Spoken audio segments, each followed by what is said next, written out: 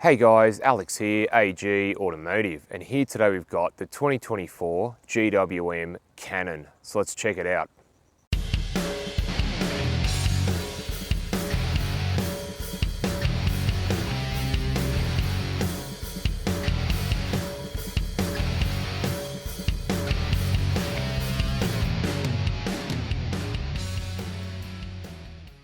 So before we get into the video, just want to do a shout out to Brian Hilton GWM, who were nice enough to let me have a look at this today, and I'll leave their contact details down below.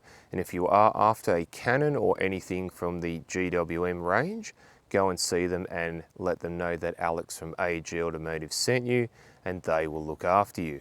And if you do enjoy these videos, please consider subscribing. So at the front here, you've got the big GWM badge. You've got a nice grey trim around the grille and the grille itself, which sort of breaks up the silver and it continues down the bottom there. You do have LED daytime running lights and headlights, and you've also got your driving lights down below as well. So what are your thoughts on the updated Canon? Have you got one of these yet? Have you got one on order? Let me know in the comments.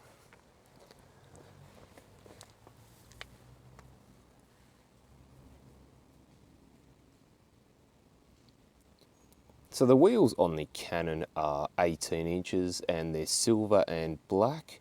And you know what? I think they sort of suit the vehicle when you stand back.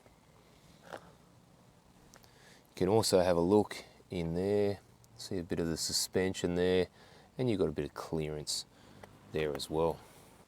You do have a little bit of trim there with a little badge on it. You've got the roof rails there as well. And the side steps down here with another GWM badge. I wonder how many badges are actually on here. I'll have to do a count. And if you have a look underneath, you can see the side step is quite high up, although they have a bit of a plasticky feel to them. If you wanted to do some serious off-roading, I would probably get those upgraded. But it's really nice to see that they sit high up, so there's a lot of clearance there.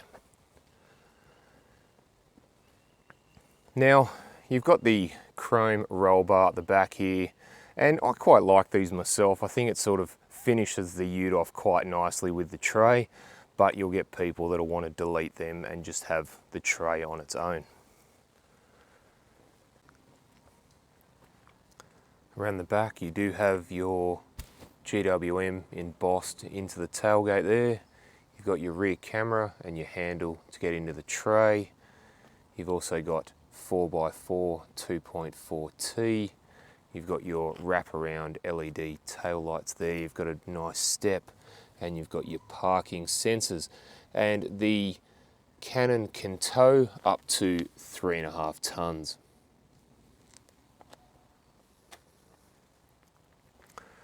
All right, let's go and have a look inside.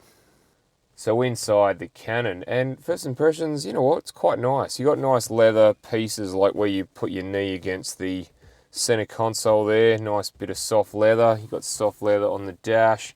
I love this outline of the ute here and the trim. It all looks quite sort of nice and gives it that sort of more premium off-road sort of feel to it. Now most of the dash is hard except for the edges, which are soft. The door trims are actually reasonably soft. You got a bit of padding there, and again, nice softness. You got a nice speaker cover, and you got plenty of door pocket space there as well. So to the right of the steering wheel, you do have your mirror controls, your DPF, your traction control, and your headlight height adjustment there as well. Steering wheel, full leather, actually feels quite nice, and you've got some audio controls on the left and some media controls on the right. Behind there you do have your paddle shifters, and then on your left stalk you do have your wipers with auto wipers, and on your right stalk you do have your headlight and indicators with auto headlights there as well. And on the media screen, now I don't mind these, they're pretty big, and even the scrolling is pretty smooth. So we're just in the home screen here. So we've got your radio, you've got your Bluetooth, you've got vehicle settings, and you've also got your day and date there as well. You can also go into the menu. So we'll start with the media. So you do have AM, FM and digital radio stations. You've also got music via Bluetooth, music via USB, and video via USB should you wish. Now you do have Bluetooth for your phone. You've also got Android Auto and Apple CarPlay as well. And you do have vehicle settings as well. A whole heap of different bits and pieces there you can muck around with. Even got your wireless charging, you can turn that on and off. You do also have a system setting there, things like your Bluetooth, your sound, your display, things like that. Further down, you do have a whole heap of shortcut buttons there as well. On the left is for the fan controls there, then you've got your hazard light, your demisters, and your recirculation, and then on the right there you do have a hill descent control. And then further down again you've got two USBs, you've got a 12-volt plug, and then you've got a wireless phone charger that works really well.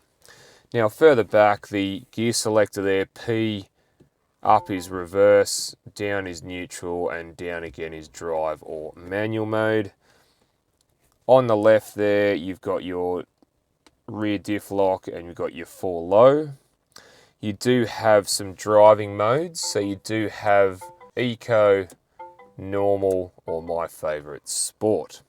Now on the right here you do have 3 12-volt wired plugs that you can actually, accessory points that you can actually wire in, things like extra lighting, you can have air compressor, you can have whatever you sort of want to, and you've got your handbrake or finger brake and your auto hold there as well.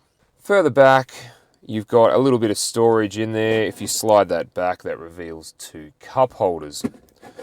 And the armrest, it's a little on the harder side if I'm honest, and we'll have a look in there, and it's got a fair bit of space, and it also doubles as a cool box as well. Now the glove box, you know what, big enough. You get your books in there plus a couple of iPads, plus up here you do have some storage up there as well. And the seats, full leather, and they are very comfortable as well.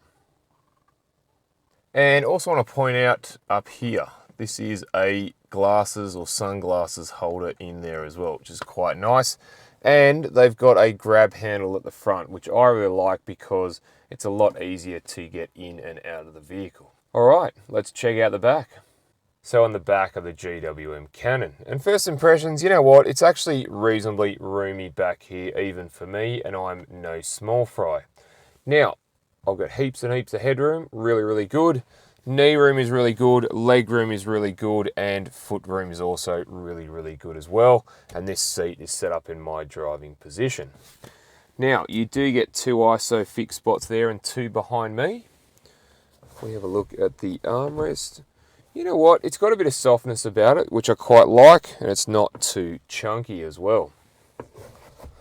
Now, for the rear passengers, you do get ventilation, you get 2 USBs, and you get a little bit of pocket space, along with your map pockets, or as I call them, iPad pockets now.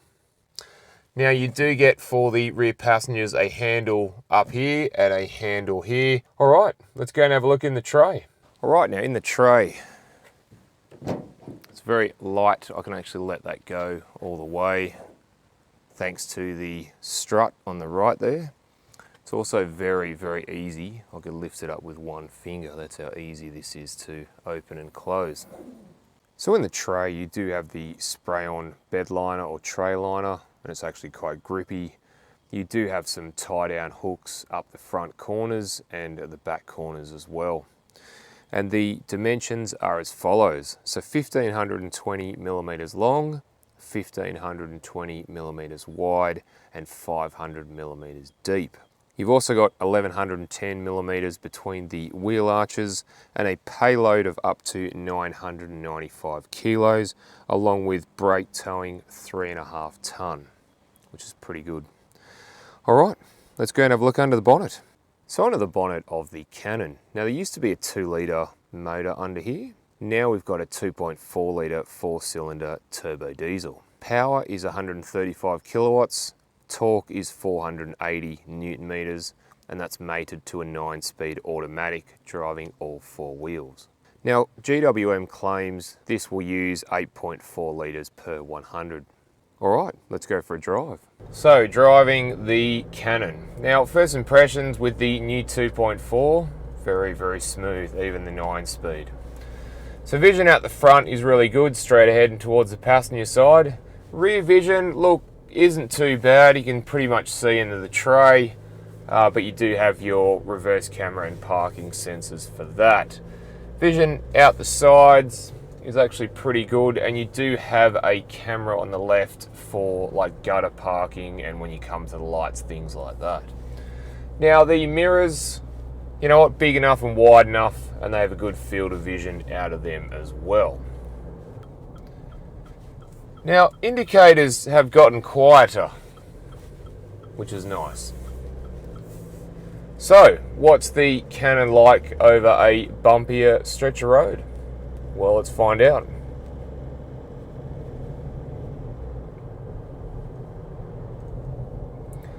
Actually, I'm pretty impressed. It does soak up most of the bumps, which is nice.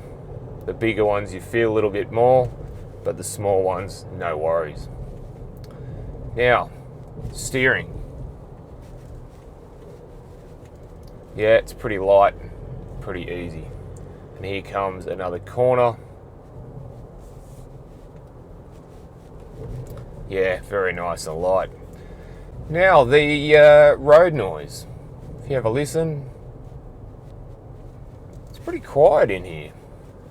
And also the engine seems to be not as noisy as other diesels that I have tested. So I'm pretty impressed with that. And it's the same engine used in the Tank 300 diesel. So what's the Canon like under a little bit of acceleration? Well, let's find out.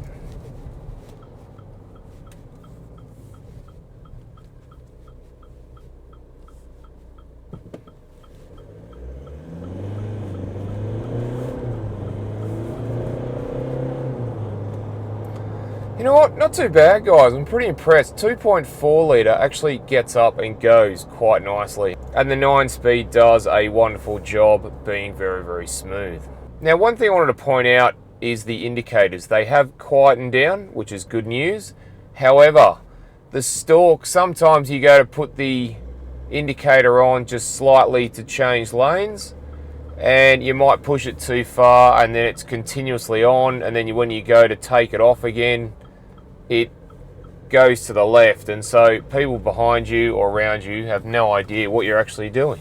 Maybe you don't.